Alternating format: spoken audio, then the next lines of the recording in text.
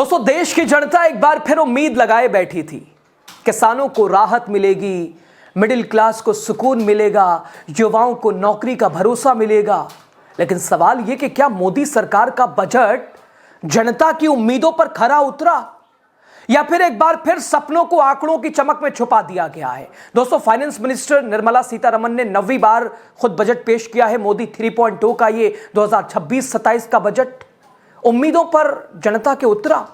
दोस्तों, हर साल की तरह इस बार भी बजट से पहले बड़े बड़े दावे किए गए। कहा गया यह बजट अमृतकाल का बजट है, कहा गया यह बजट गरीबों का है, यह बजट किसानों का है, यह बजट किसानों और युवाओं के हितों का है।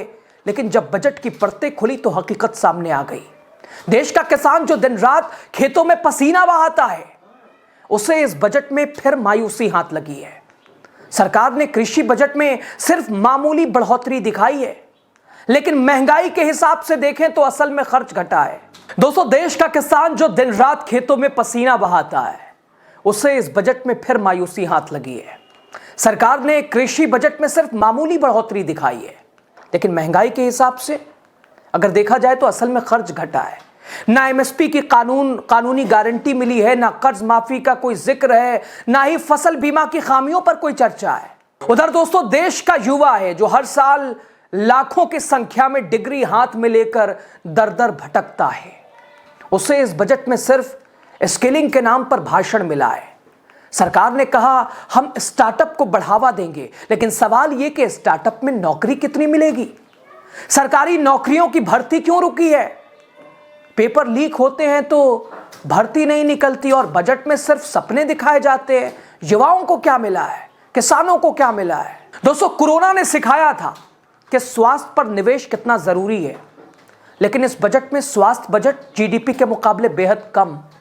सरकारी अस्पतालों की हालत जस के तस बनी है और इसके साथ ही दोस्तों, शिक्षा में भी नए स्कूल, नए कॉलेजों की बातें कम और निजीकरण की आहट ज्यादा। तो साफ है, बजट के चमकदार आंकड़ों के पीछे एक स्याह सच्चाई छुपी है।